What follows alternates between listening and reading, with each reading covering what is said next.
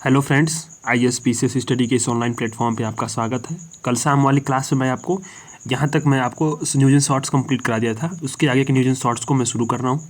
ये इकोनॉमिक्स का सेक्शन है, विजन है इसकी, सितंबर मंथ की मैगजीन है ये, ठीक है। तो अब मैं शुरू कर रहा हूँ। इसमें लिया है MSME के विकास के लिए ई कॉमर्स का लाभ उठाना, e commerce for the growth of MSME, ये टॉपिक है। अब क्या है, Indian council for research on international economic relation ने MSME पर अपना वार्षिक सर्वेक्षण जारी किया, ठीक। अब इसमें क्या है, इसमें बताया गया है अपने रिपोर्ट में कि MSME के विकास के लिए ई कॉमर्स का लाभ उठाना जरूरी है, इस पर ध्यान केंद्रित किया गया है। तो जो Indian council on research of international economic relation है, इसकी स्थापना कब की गई थी? 1981 में की गई थी। भारत के मुख्य आर्थिक थिंक टैंक में यानी इकोनॉमिक्स थिंक टैंक में ये शामिल है। इसका मुख्य काम ये होता है कि जो बाहरी आर्थिक आघात है उसको प्रभावी ढंग से निपटने के लिए सरकार को पॉलिसी जो है, पॉलिसी लेवल पे सलाह देना होता है, ठीक है।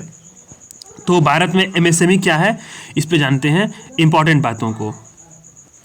भारत में क्या है कि उद्यम पोर्टल पे लगभग 19.3 मिलियन MSME पंजीकृत हैं, ठीक। और इससे क्या है, 131.4 मिलियन लोगों को रोजगार मिला हुआ है। ये डेटा आप मेंस के आंसर में इंक्लूड कर सकते हैं, इंट्रो में कुल जो है, कुल MSME की जो लगभग प्रतिशत है, इसमें जो कुल पंजीकृत में से लगभग क्या है, 96 को जो सूक्ष्म बताया गया है, 96.2 को इसको सूक्ष्म बताया गया है, 3.4 है लघु है, और क्या है 0.4 है वो मध्यम है, ठीक। ये इंपॉर्टेंट बात है डेटा, क्योंकि क्या है कि ये डेटा जो है ना, ये वाला, ये उद्यम पोर्टल पर MSME की जो हिस्सेदारी है, ये आपकी ऑफिशियल जानकारी है, ऑफिशियल जानकारी, ठीक।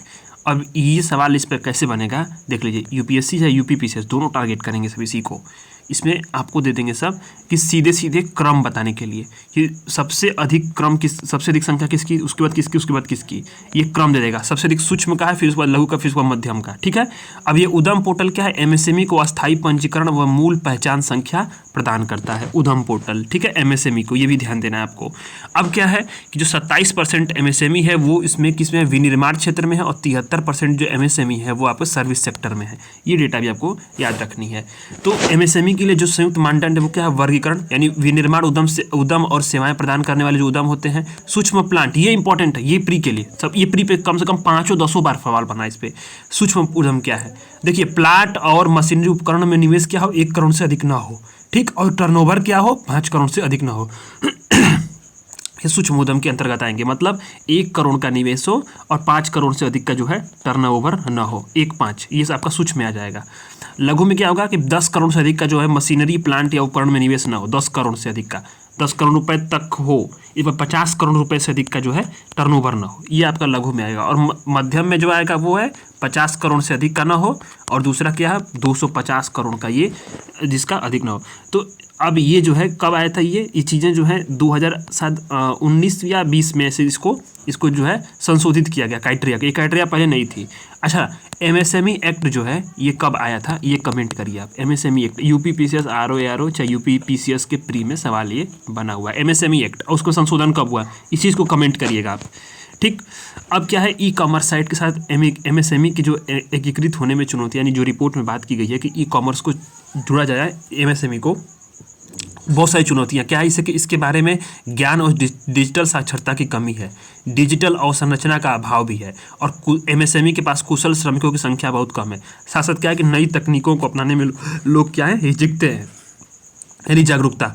MSME को ई कॉमर्स के जो एकीकृत करेंगे उसका महत्व क्या होगा, ये क्या होगा कि ई कॉमर्स प्लेटफॉर्म के साथ सफलतापूर्वक एकीकृत होने पर जो है MSME उत्पादों में बिक्री होगी।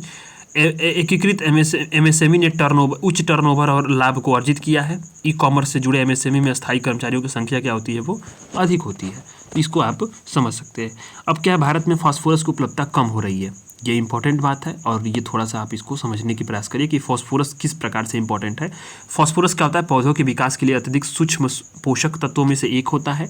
पौधों के लिए जो है इसकी आवश्यकता निम्न प्रकार होती है, प्रकाश संश्लेषण की प्रक्रिया में फास्फोरस का इस्तेमाल होता है। पौधों के बीच जो भी एनर्जी ट्रांसमिशन होगा और पोषक तत्वों का जो संचार होगा उसके लिए भी फास्फोरस इंपॉर्टेंट है। मजबूत जड़ों के विकास के लिए भी फास्फोरस इंपॉर्टेंट है, और अनुवांशिक गुणों का हस्तांतरण करने आदि में भी फास्फोरस इंपॉर्टेंट रोल अदा करता है। तो भारत क्या है, विश्व में फास्फोरस का सबसे बड़ा आयातक है, इंपॉर्टेंट डाटा ये है, फॉस्फोरस का सबसे बड़ा आयातक है। अब इसका अधिकतर हिस्सा क्या है, पश्चिमी अफ्रीका के कैडमियम से भरे भंडारों से आता है। ठीक, जो भारत में फॉस्फेट की चट्टानें कहाँ हैं, मुख्य रूप से केवल 2 राज्य, राजस्थान और मध्य प्रदेश। ध्यान देना इन सब चीज़ों को, ये डेटा मिनरल्स डेटा जो है ये आते रहते हैं सवाल में। ठीक, कुछ नीचे क्या है, प्रायद्वीपीय भारत के मध्य भाग में भी मौजूद है, जैसे ललितपुर उत्तर प्रदेश, इंपॉर्टेंट है, यूपी स्पेशल के समझ ले, यूपी पीसीएस और यूपी आरओ के लिए ध्यान दीजिए, ललितपुर में भी इंपॉर्टेंट है। यहाँ मसूरी अभिनेत्री, सैलाइन और कटप्पा बेसिन जो है आंध्र प्रदेश। ठीक, यहाँ पे कुछ पाए जाते हैं। फास्फोरस की उपलब्धता को लेकर बहुत सारी चिंताएं हैं। क्या है कि अधिकतर स्थानों पे फास्फोरस या कैडमियम के साथ मौजूद है। अब बताया ना कैडमियम के खानों में, दक्षिण वहाँ पे पश्चिमी अफ्रीका में, साउथ अफ्रीका में है ना, हाँ साउथ अफ्रीका में, पश्चिमी अफ्रीका में, पश्चिमी अफ्रीका में।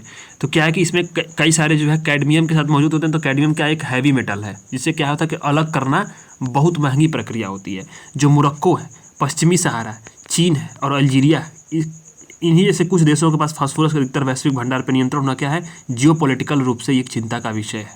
ठीक, तो जो एनपीके आप देखते होंगे, नाइट्रोजन फास्फोरस और पोटेशियम जो है, ये क्या आता है, ये इसमें जो खाद होती है ना, उसमें पोटेशियम फास्फोरस जो होता है ना, एक बहुत इंपॉर्टेंट रोल अदा करता है। तो इसके लिए कमी क्या है, अब देख लीजिए। अब मोरक्को आप कहाँ देखेंगे, सीधे सीधे एकदम आप पश्चिमी अफ्रीका आप चले जाइए। ठीक, पश्चिमी सहारा वाले जो भी क्षेत्र है, और चाइना जो है, ठीक, अल्जीरिया है। अब इसके बाद क्या है कि फास्फोरस की कमी को दूर करने के बहुत सारे उपाय क्या है, प्रिसीजन कृषि के माध्यम से रासायनिक उर्वरकों का कम करना, कम इनपुट वाले कृषि पारिस्थितिकी दृष्टिकोण को अपनाना, शहरी सीवेज से फास्फोरस प्राप्त करना, ये सारी चीज़ें जो हैं, बड़ी इतना लागत ये नहीं इस पर निकल पाएगा। अब इसके हानिकारक प्रभाव भी हैं। अधिकतर फास्फोरस क्या करता है, कृषि के जो अपवाह तंत्र के रूप में सीवेज के माध्यम से जल निकाय में पहुँचता है, जिससे क्या है कि जो विषाक्त शैवाल होते हैं उनकी वृद्धि होती है। अक्सर जो कैडमियम होता है, कैडमियम युक्त उर्वरकों क्या होता है, मिट्टी में डाला जाता है, फसल इसे अवशोषित कर लेती है, और जब मनुष्य ऐसी जो फसलों का उपयोग करता है तो उसके शरीर में जैव संचयन होने लगता है और हृदय रोग में उसकी वृद्धि होती है। तो ये भी एक बहुत बड़ी चिंता का सबब है हमारे लिए। तो एशियाई प्रीमियर बहुत इंपॉर्टेंट है, ये अभी अब लास्ट ही चल रहा है सब चीज़ें। तो एशियाई प्रीमियर क्या है, मैं आपको ये बताया था किसमें, जो मैं पढ़ा था भारत और सऊदी अरब संबंधों में, अभी ऊपर पढ़ाया हूँ, भारत और सऊदी अरब संबंधों में, IR में एकदम ठीक, इसीलिए मैं आपको यहाँ नीचे आया था सीधे। ये आप समझ लीजिए कि अब चीज़ें पढ़े होंगे। भारत और सऊदी अरब संबंधों में बताया था कि भारत में और सऊदी अरब में किस प्रकार से एशियाई प्रीमियर जो है संबंधों को बिगाड़ने में या संबंधों के इसमें चिंताएं उत्पन्न करने में बहुत बड़ा कारक है। तो एशियाई प्रीमियर पर क्या है, अभी हाल ही की जो रिपोर्ट आई है, सऊदी अरब ने भारत को निर्यात किए जाने वाले जो कच्चा तेल है उस पर वसूले जाने वाले प्रीमियर में कटौती की है, प्रीमियम में। अब क्या है कि गौरतलब है कि भारत रूस पर भारी छूट से तेल की खरीदारी कर रहा है। अब इससे क्या हो रहा था, सऊदी अरब को दिक्कत हो रही थी भाई। अब जाहिर बात है, अब कोई भी जैसे होता है, अब नॉर्मल सी बात सुन लीजिए, जैसे 2 दुकानदार हैं, अब ये दुकानदार आसान जो है और कम पैसे में कम लागत में चीज़ें बेच रहा है, इस पर को प्रॉब्लम होगी। अब ये भी छूट देगा कि नहीं हमारे पास भी आओ, यही हाल है बस, सीधे, और कुछ नहीं है। तो इसमें क्या है कि सऊदी अरब ने इस प्रीमियर की दर को पिछले साल के लगभग $10 प्रति बैरल से घटाकर $3.5 कर दिया। सोच लो कितना सस्ता किया, 10 से सीधे 3.5 आ गया। अब एशियाई प्रीमियर होता क्या है कि एशियाई प्रीमियर वो होता है कि जैसे कच्चे तेल के वास्तविक विक्रय मूल्य जो होता है ना, कच्चा तेल उसका वास्तविक, उस पर लगाया जाने वाला जो अतिरिक्त शुल्क होता है, ठीक, अतिरिक्त शुल्क होता है, ये क्या होता है, ओपेक देशों द्वारा अपना आरोपित किया था, ओपेक देशों के द्वारा। ओपेक कौन से हैं, तेल संगठन देशित है जो, ठीक है। और इसमें कौन कौन से सदस्य हैं, इसको देखना आपका काम है, इसको देखिएगा, कमेंट भी करिएगा अगर आपको आता हो। तो शुल्क क्या होता है, तेल को आयात करने वाले एशियाई देशों से वसूला जाता है। जो एशियाई देश है ना, उनसे शुल्क वसूला जाता है। क्यों? क्योंकि इस प्रकार के जो पश्चिमी देशों के मुकाबले क्या है, एशियाई देशों को अत्यधिक कीमत का तेल खरीदना पड़ता है। और क्यों होता है, सबसे बड़ी चीज़ है ये क्यों है कि अब इसमें क्या होता है ना कि बहुत सारा जो होता है ना कि पश्चिमी देशों से ये इन लोगों को फायदा होता है, ठीक। जो नॉर्थ अटलांटिक डिस्काउंट होता है ना, उसको भरपाई करने के लिए ये क्या होता है, एशियाई प्रीमियर वसूलते हैं। नॉर्थ अटलांटिक मतलब उधर के जो देश होते हैं ना, वो कई सारे डिस्काउंट भी, मतलब अन्य चीज़ें उसी को क्या होता है कि वो मेकअप करने के लिए ये एशियाई प्रीमियर वसूलते हैं। ये व्यवस्था क्या है कि 1980 से चली आ रही। इस प्रकार जो मतलब अगर एशियाई प्रीमियर वसूलने पर क्या होता है कि जो पश्चिम देशों के मुकाबले क्या एशियाई देशों को अत्यधिक कीमत पर कच्चा तेल खरीदना पड़ता है। कारण क्या है? एशियाई देश क्या है, तेल आयात पर बहुत अधिक निर्भर है। वे केवल प्राइस टोकर होकर रह गए हैं क्योंकि तेल की कीमतों पर कोई नियंत्रण होता नहीं है। ठीक, और अब समय के साथ क्या है कि तेल निर्यातक देशों ने एशियाई तेल को अधिकतम मूल्य प्राप्त करने के लिए अपनी बेहतर सौदेबाजी क्षमता का इस्तेमाल कर लिया है। ठीक, अब वे अमेरिकी और यूरोपीय ग्राहकों से कम शुल्क वसूलते हैं और एशियाई देशों से अधिक शुल्क वसूलते हैं। ठीक है, सऊदी अरब और खाड़ी क्षेत्र के जो अन्य देश हैं वो सैन्य व राजनीतिक समर्थन पाने के लिए यूरोप और अमेरिका को बहुत कम बड़े पैमाने पर तेल निर्यात करते हैं। अब तात्पर्य यह है कि एशियाई प्रीमियर में वास्तव में नॉर्थ अटलांटिक से डिस्काउंट होने वाले नुकसान की भरपाई के लिए वसूलते हैं। जैसे होता क्या है कि जो नॉर्थ अटलांटिक और अन्य जो यूरोपीय देश हैं उससे क्या होता है, उन लोगों को कम दाम पे देते हैं, तो वहाँ से कम ही जब जो कुछ भी नुकसान होता है तो वो एशियाई देशों से वसूलते हैं। भारत ने इस प्रीमियर को खत्म करने के लिए बार बार दबाव डाला है और साथ ही भारत जो एशियाई छूट की मांग भी की है। अब भारत क्या करता है कि तेल आयात की छूटों में विविधता का प्रयास कर रहा है जिससे कम दाम पर तेल जो है कीमतें मिल सके। ठीक है, तो इसकी ये बड़ी चुनौती थी और इस पे जो सऊदी अरब में थोड़ा बहुत रियायत दी है। अब समर्पित कोयला जो है गलियारा, डेडिकेटेड कोल कॉरिडोर DCC। अब रेलवे बोर्ड के अनुसार क्या है कि बिजली की मांग को पूरा करने के लिए समर्पित कोयला गलियारों की आवश्यकता है। मेंस में आप सीधे इसको इनपुट कर सकते हैं DCC को। अब इसके माध्यम से उच्च क्षमता वाले रेलवे गलियारों से इसका उपयोग क्या है, देश भर में कोयला परिवहन के लिए किया जाएगा। इसका महत्व क्या है? इससे महत्व ये होगा कि सीधे जो है कोयले के लिए ढुलाई की लागत है वो कम होगी। ठीक, ऊर्जा सुरक्षा सुनिश्चित होगी और रोजगार के अत्यधिक अवसर प्राप्त होंगे। ठीक है, रोजगार के अत्यधिक अवसर यहाँ पे प्राप्त होंगे। ठीक, तो इससे क्या है कि अभी इनको क्या है कि इनको समर्पित जो माल भाड़ा गलियारा के तर्ज पे बनाया जाएगा। इसके माध्यम से उड़ीसा, झारखंड और छत्तीसगढ़ जैसे राज्यों के अन्य भागों में अनन्य रूप से कोयले का परिवहन किया जाएगा।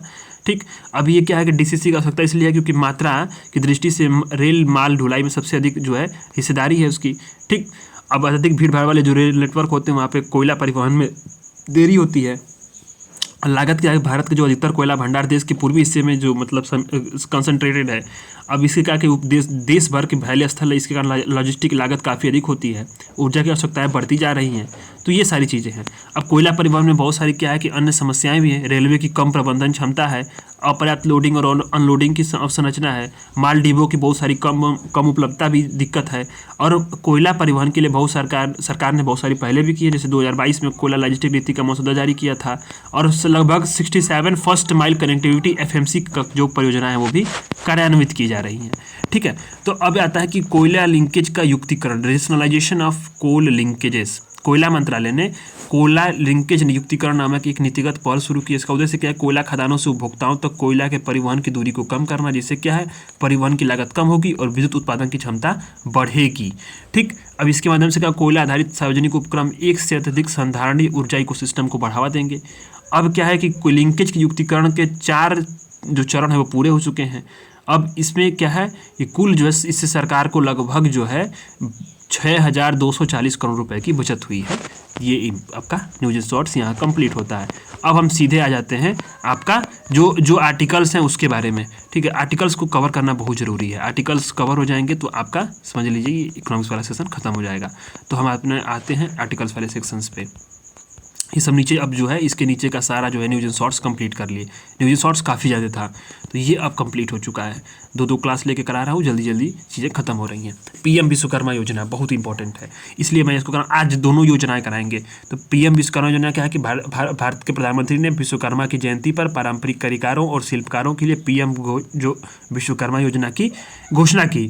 ठीक, PM जो विश्वकर्मा योजना के बारे में जो घोषणा की थी इसकी क्या है कि पारंपरिक कारीगरों और शिल्पकारों को उनके पारंपरिक उत्पाद और सेवा में बढ़ावा देने के लिए शुरू से लेकर अंत तक पूरी सहायता देने का लक्ष्य दिया गया है। इस योजना का उद्देश्य क्या है? इस उद्देश्य का ये है कि कारीगरों और शिल्पकारों को विश्वकर्मा कर्मियों के रूप में मान्यता दी जाएगी। इनको डिजिटल सशक्तिकरण के लिए डिजिटल लेन देन को बढ़ावा दिया जाएगा। उनके ब्रांड का प्रचार प्रसार और बाजार तक सरल पहुंच के लिए प्लेटफॉर्म दिए जाएंगे। ये केंद्र जो है सेंटर की स्कीम है ये। ठीक है, सेंट्रल स्पॉन्सर्ड स्कीम है, केंद्रीय क्षेत्र की योजना है। और कब तक है ये भी ध्यान दीजिए, कब तक ये भी सवाल पूछता है UPPCS में सीधे। तो ये मतलब सेंटर की योजना है, राज्य की योजना तो है नहीं। और ये क्या है कि 2027-28 तक है, 27-28 तक। नोडल मंत्रालय कौन है? ठीक है, लघु सूक्ष्म और मध्यम उद्यम मंत्रालय। अब इसका जो कौशल विकास उद्यमता मंत्रालय, वित्त मंत्रालय के साथ क्या होगा, इनके द्वारा तीनों रूप से जो है प्रबंधन किया जाएगा। पंजीकरण क्या होगा, इसके लिए जो है बायोमेट्रिक आधारित पीएम विश्वकर्मा पोर्टल पर मुफ्त रजिस्ट्रेशन किया जाएगा। ये कॉमन सर्विस सेंटर सीएससी पे उपलब्ध रहेंगे। इनको इससे बाद क्या होगा, पीएम विश्वकर्मा प्रमाण पत्र और आईडी कार्ड दी जाएगी। और दृष्टिकोण क्या है, गुरु शिष्य परंपरा या पारंपरिक कौशल की परिवार आधारित विरासत को मजबूत किया जाएगा, इसे बढ़ावा दिया जाएगा। ग्रामीण और शहरी दोनों क्षेत्रों में शुरू की जाएगी। चरणबद्ध तरीके से जिले स्तर पर उपलब्धता सुनिश्चित की जाएगी। ठीक, मानदंड देख लेते हैं, यूपीएससी में मानदंड पूछता है। ठीक है, मानदंड कौन कौन जो है इसके लिए जो एलिजिबल है, जो लाभार्थी की न्यूनतम आयु होनी चाहिए वो क्या, 18 वर्ष होनी चाहिए। हाथों और औजारों की मदद से काम करने वाला कोई कारीगर या शिल्पकार होना चाहिए। ठीक, ये क्या है कि जो 18 मान्यता प्राप्त है पारिवारिक आधारित जो व्यवसाय होते हैं उसमें से किसी एक होना चाहिए। 18 जो भी व्यवसाय उसका लिस्ट यहाँ पे नीचे दी गई है। ठीक है, अब क्या है कि अब ये है कि लाभार्थी ने पिछले 5 सालों में स्वरोजगार या विकास के लिए केंद्र सरकार या राज्य सरकार की इस तरह की जो है कोई क्रेडिट आधारित योजनाओं का ऋण न लिया, मतलब लोन न लिया हो। ठीक है, जिसमें कौन कौन सी योजनाएं हैं कि प्रधानमंत्री रोजगार सृजन योजना, पीएम स्वनिधि योजना, मुद्रा योजना, इन 3 योजनाओं से अगर कोई लोन न लिया हो तो भी एलिजिबल होगा। ठीक, अब सरकारी कर्मचारी और परिवार के सदस्य क्या है, इस योजना के लिए पात्र नहीं है। इस योजना के लिए जो लाभ होगा परिवार किसी एक सदस्य को ही होगा। अभी क्या है, इसमें जो है इस योजना में परिवार के तहत पति पत्नी और उसके अविवाहित बच्चों को शामिल किया गया है, ये ध्यान देना है, अविवाहित बच्चों को। ठीक है, आवश्यक दस्तावेज आप जानते हैं। ऋण देने वाले संस्थान कौन से होंगे, शेड्यूल कमर्शियल बैंक होंगे, क्षेत्रीय ग्रामीण बैंक भी होंगे, लघु फाइनेंस बैंक भी होंगे, सहकारी बैंक भी होंगे, एनबीएफसी भी होगी, सूक्ष्म वित्त संस्थान भी होंगे। ये सभी इस पर एलिजिबल हैं। 18 जो पारंपरिक व्यवसाय है उसकी लिस्ट यहाँ पर दे दी गई है कि बढ़ई जो होंगे, नाव बनाने वाले, हथौड़ा लोहार, हथौड़ा ताला, सुनार, कुम्हार, मूर्तिकार, मोची, जूता, फिर राजमिस्त्री, डलिया, चटाई, जूट बुनकर, ठीक है, खिलौना बनाने वाले, नाई, माला, धोबी, दर्जी और मछली पकड़ने का जाल बनाने वाले, ये सारे लोग क्या होंगे आपके पीएम विश्वकर्मा योजना में जो है ये शामिल होंगे। इससे लाभ क्या होगा और इसकी चिंताएं क्या होंगी और आगे क्या करनी चाहिए, ये देखना जरूरी होता है। ये मेंस के लिए इंपॉर्टेंट है। इसका जो लाभ ये होगा कि इससे मार्केटिंग संबंधी सहायता मिलेगी। ठीक है, योजना के लिए नेशनल कमेटी फॉर मार्केटिंग द्वारा सेवाएं दी जाएंगी। गुणवत्ता का मतलब प्रमाणन होगा, ब्रांडिंग विज्ञापन होगा, ई कॉमर्स लिंकेज होगा, व्यापार मेलों में विज्ञापन प्रचार प्रसार और अन्य मार्केटिंग गतिविधियां होंगी। सस्ता ऋण मिलेगा। ठीक है, collateral free enterprise developmental loan भी होंगे। ठीक, जिसका क्या है कि अब पहले चरण में 1 लाख रुपए का ऋण दिया जाएगा, 18 महीने में उसको भुगतान करना पड़ेगा। अब दूसरे चरण में क्या है कि 2 लाख का ऋण होगा, जिसे 30 महीने में पुनर्भुगतान करना होगा। रियायती दर होगी ब्याज की 5% होगी। ठीक है, ऋणों के लिए गारंटी शुल्क क्या है, केंद्र सरकार द्वारा दी जाएगी। कौशल को बढ़ाने के लिए बुनियादी प्रशिक्षण होगा। ठीक, और समग्र सहयोग प्रणाली का भी निर्माण किया जाएगा। डिजिटल लेन देन के लिए प्रोत्साहन किया जाएगा। परंपराओं का संरक्षण होगा। लैंगिक न्याय और सामाजिक न्याय को बढ़ावा दिया जाएगा। शिल्प जनगणना के अनुसार क्या है कि देश में जो है 7वीं पंचवर्षीय योजना में देश में 68.8 लाख से अधिक शिल्पकार थे। ये हालांकि ये डेटा आउटडेटेड हो चुका है, अब इसमें कोई बहुत वो नहीं है, ये बहुत पुराना डेटा है। हालांकि अब इसको इसमें अपडेट करना बहुत जरूरी है। संबंधित जो चिंताएं हैं उसको देखते हैं कि शिल्प क्षेत्र से संबंधित बहुत सारे जो उपलब्ध डेटा का न होना। ठीक है, शिल्प आधारित अंतिम जनगणना जो है 7वीं पंचवर्षीय योजना के दौरान शुरू की गई थी। अब ये जो जनगणना है जो 2012 में पूरी हुई थी, तो यही मतलब कि डेटा जो है ये आउटडेटेड है। मतलब क्या है कि 7वीं पंचवर्षीय योजना अब कब की है और उसका जो है उसके बारे में अगर बात की जाए तो उसके आधार पर जब ये योजना बनाई जाती है तो ये दिक्कत होती है। जैसे यही दिक्कत क्या थी, जाति आधारित जनगणना में थी। ठीक है, आउटडेटेड था। डेटा जब अपडेट होगा तो उस वास्तविक जो रियल डेटा है उसके माध्यम से अगर होगा तो लक्षित समुदाय जो होते हैं, लक्षित समूह होता है, सुभेद वर्ग होता है, उसको पास जो है चीज़ें आसानी से पहुंचती हैं। तो ये यहाँ पे प्रॉब्लम हो रही है। अब ये क्या है, जाति आधारित व्यवसाय भी है। बहुत सारे जाति आधारित व्यवसायों को मजबूती मिल सकती है। अब क्या है कि प्रशिक्षक के रूप में गुरु मास्टर की जो है गैर मान्यता है। अभी क्या है कि मजदूरी के मुद्दे को ना उठाना, आर्थिक व्यवहार्यता की कमी होना, सीमित बाजार पहुंच, गुणवत्ता संबंधी चिंताएं, ये सारी जो है ये चिंताएं हैं। ऐसे में आगे की राह होनी क्या चाहिए। मानक और प्रमाणन की बात की गई है। इससे क्या है, पारंपरिक शिल्प के लिए वैश्विक बाजारों की तक पहुंच में बाधा वाली जो नॉन टैरिफ बाधा है उससे मदद मिलेगी, उसको निपटाया जाए। नए बाजार को निर्माण किया जाए, तकनीक को शामिल किया जाए। जैसे कि क्या है कि भाई अभी यहाँ ये चीज़ें क्या है कि अब इसको छोड़िए ना, ये उतना कुछ नहीं दिया है, तकनीक का इस्तेमाल किया जाए। ठीक है, यहाँ पे लिखिए आप आगे की राह में देखिए, जैसे कृषि में ई नैम को अपनाया गया, कृषि में ई नैम प्रणाली को अपनाया गया। ठीक उसी प्रकार से शिल्पकारों के लिए भी एक ऑनलाइन पोर्टल और अन्य जो है एक ऑनलाइन जो है इस सेटअप किया जाए। ठीक, अब क्या है कि जो कारीगर समुदायों के बीच गरीबी और समानता के मूल कारणों को समाधान किया जाए। नई जो है वो डेटा को मतलब लाया जाए, शिल्पकारों के डेटा को अब प्रकाशित किया जाए, नए डेटा जो उसकी गणना हो। साथ साथ क्या है कि जो अन्य सारी चीज़ें हैं उनको भी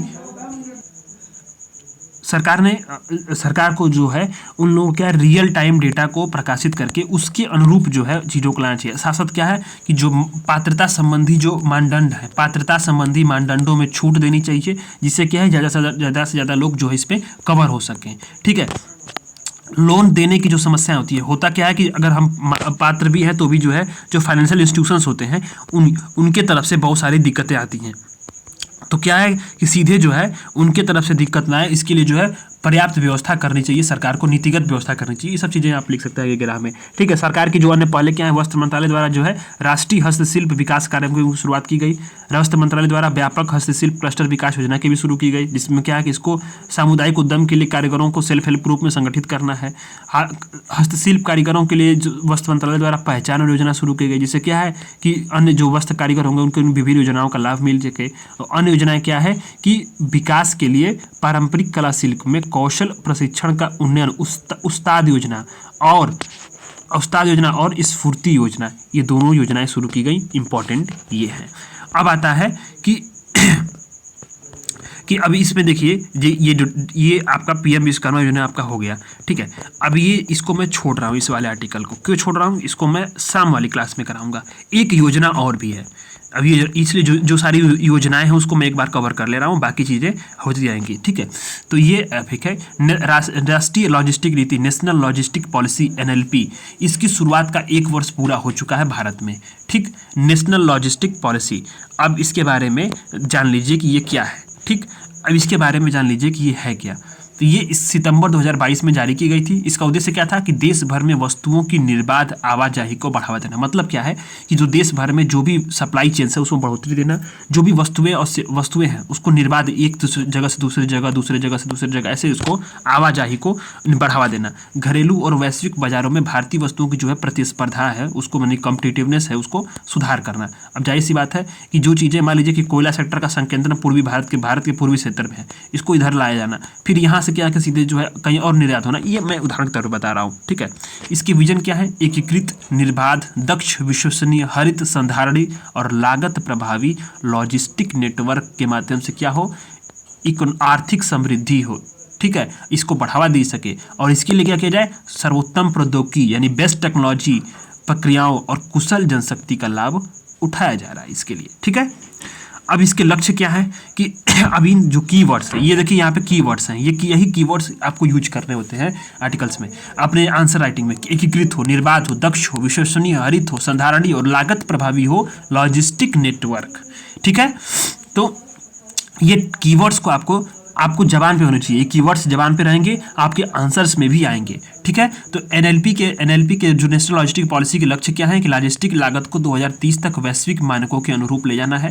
लॉजिस्टिक प्रदर्शन सूचकांक रैंकिंग में सुधार करना है, देश के शीर्ष 25 देशों में इसको शामिल करना 2030 तक। एक दक्ष लॉजिस्टिक इकोसिस्टम की स्थापना के लिए क्या है, डेटा आधारित निर्णय समर्थन प्रणाली को विकसित करना है।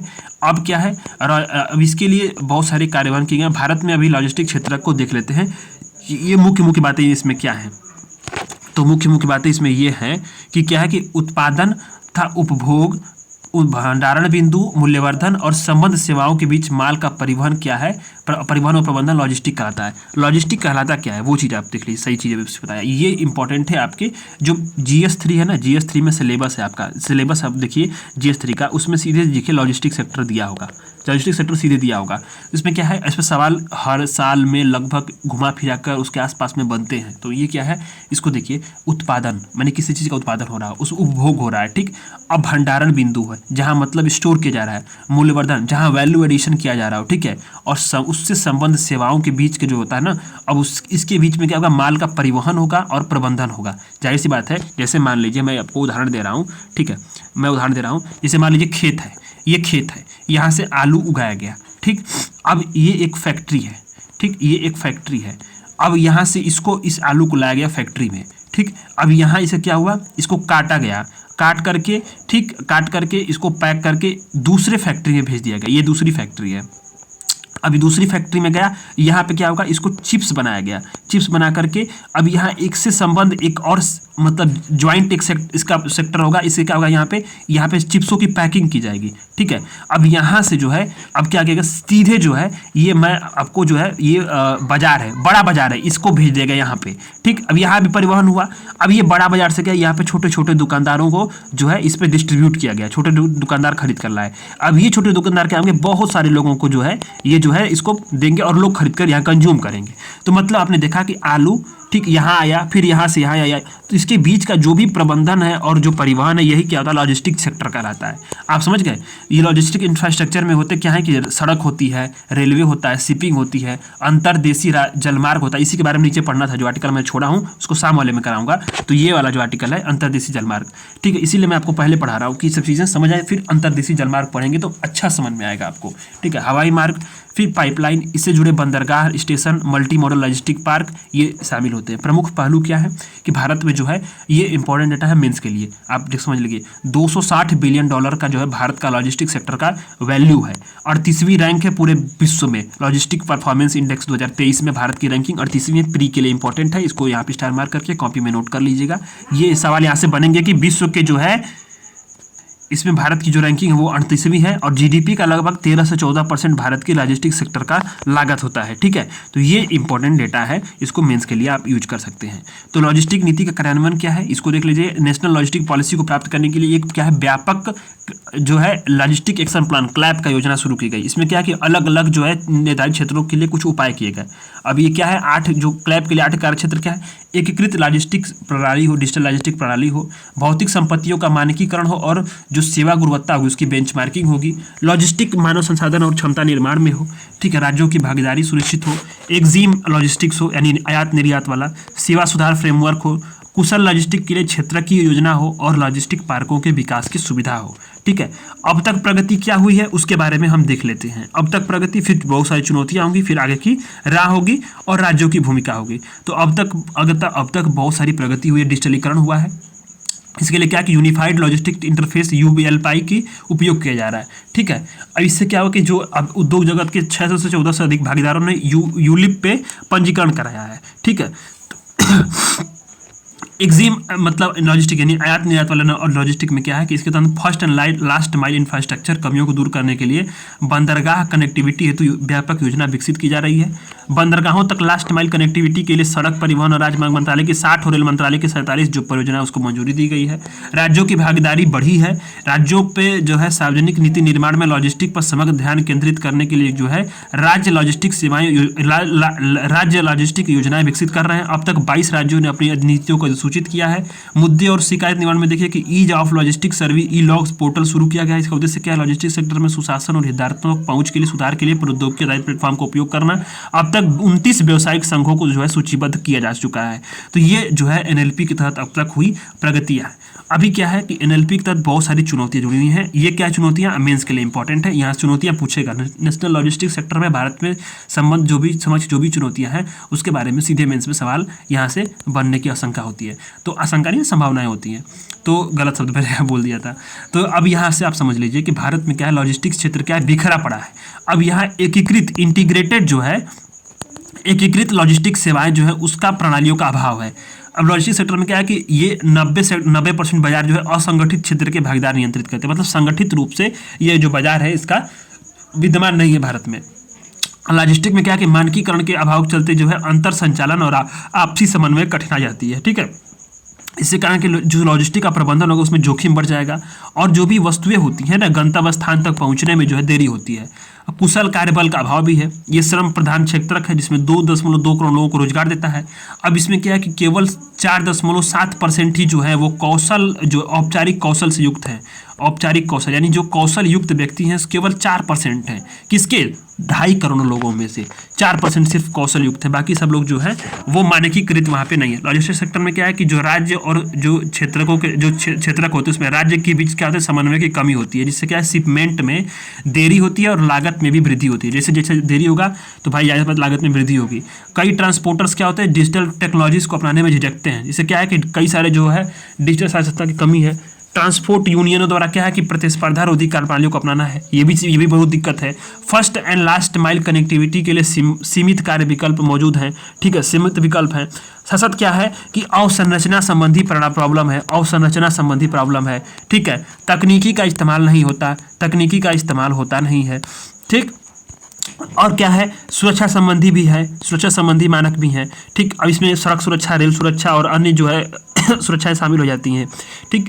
तो इस प्रकार से देखा जाए तो यूनिफाइड तरीके से बहुत सारी चुनौतियां यहाँ पे भारतीय जो है लॉजिस्टिक पॉलिसी के तहत शामिल है। आगे की राह में अगर हम देखें इसको तो सभी क्षेत्रों में निहित कमियों का व्यापक मूल्यांकन कराकर एक बेहतर रोड मैप का कार्यान्वयन करना चाहिए, ठीक है। नियमित निगरानी होना चाहिए और व्यावहारिक समाधान होना चाहिए। भारत की जो एग्जिम कनेक्टिविटी है उसमें अवसंरचना और प्रक्रिया संबंधी कमियों को दूर करना चाहिए।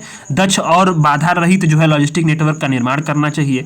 मानकीकरण, औपचारीकरण और इंटरऑपरेबिलिटी या आपसी समन्वय को बढ़ावा देने के लिए जो है विनियामकी व्यवस्था में सुधार करनी चाहिए।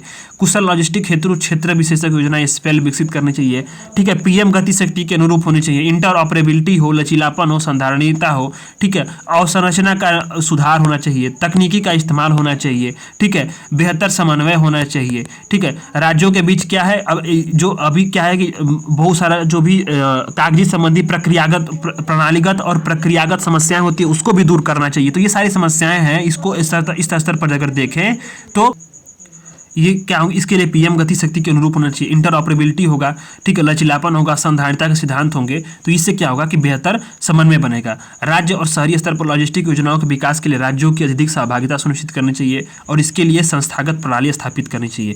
तो कैसे इसके लॉजिस्टिक नीति के क्रियान्वयन में राज्यों की भूमिका इंपॉर्टेंट है और सहभागिता इंपॉर्टेंट है, ये जानना बहुत जरूरी होता है। इसके लिए क्या है कि राज्य क्या करते हैं, लॉजिस्टिक के विकास के लिए समर्पित एजेंसी का गठन करने और सिंगल विंडो मंजूरी प्रदान करने के लिए विभागों के बीच बेहतर समन्वय स्थापित करने में इसका उपयोग हो सकता है। लास्ट माइल कनेक्टिविटी को सुनिश्चित करने के लिए logistic store, logistic zone, warehouse, expressway के लिए क्या है, स्थानीय लॉजिस्टिक अवसंरचना बहुत इंपॉर्टेंट है। उसकी आवश्यकताओं की पहचान करने में राज्यों की भूमिका महत्वपूर्ण होती है। गुणवत्तापूर्वक सुविधा और भंडारण प्रणाली को विकसित करने में राज्यों की जो है बहुत अधिक भूमिका होती है और इसमें इसका इस्तेमाल किया जा सकता है, ठीक है। उद्योगों में लॉजिस्टिक विकास हेतु सब्सिडी के रूप में प्रोत्साहन राज्य दे सकते हैं। अब कौन सी सब्सिडी होगी, तो पूंजीगत ब्याज सब्सिडी होगी और स्टाम्प ड्यूटी सब्सिडी होगी, ठीक है। पीएम गति शक्ति जैसे लॉजिस्टिक नीतिगत पहलों को अधिक बेहतर और व्यापक करने के लिए क्या है, विभिन्न राज्यों के मास्टर प्लान से डेटा को पूर्ण तरीके से एकीकृत करने में इस्तेमाल हो सकता है और क्षेत्र आधारित विकास को बढ़ावा देने, जमीनी स्तर पर मौजूद कमियों की पहचान करने और परियोजना की योजना बनाने में ये राज्यों की भूमिका इंपॉर्टेंट हो सकती है। ऐसे में ये चीज़ें आपके यहाँ पे कवर हो गई हैं। आधे घंटे की क्लास हो चुकी है। अब ये आप समझ लीजिए कि ये जो है नेशनल लॉजिस्टिक पॉलिसी जो है ये खत्म हो चुका है। इसमें कुछ अन्य भी जो शाम वाली क्लास कराएंगे तो इसमें कुछ जो है आपको वो दे देंगे, हम फ्लो चार्ट बना के बता देंगे, ठीक है। और अब इनलैंड वाटरवे, अब जब हम लॉजिस्टिक पॉलिसी पढ़ ली है तो अब हम इनलैंड वाटरवे, चूंकि इसके अंतर्गत इनलैंड वाटरवे भी आता है, अंतर्देशीय जलमार्ग भी आता है, तो अब इसको पढ़ेंगे ना तो इसमें से बहुत सारी चीज़ें संभावनाएं निकल कर सामने आएंगी, ठीक है। तो ये अब शाम वाली क्लास में होगा और ये पीएम विश्वकर्मा योजना हो गया, न्यूजन शॉर्ट्स कंप्लीट हो गया। अब धीरे धीरे आज शाम में लगभग हम लोग 5-7 आर्टिकल खत्म करेंगे। तो आज जो है कल हम लोग का इकोनॉमिक्स खत्म होगा, कल शाम से हम लोग इन्वायरमेंट चालू कर देंगे। तो वीडियोस को लाइक करिएगा, चैनल को सब्सक्राइब करिएगा। Thank you.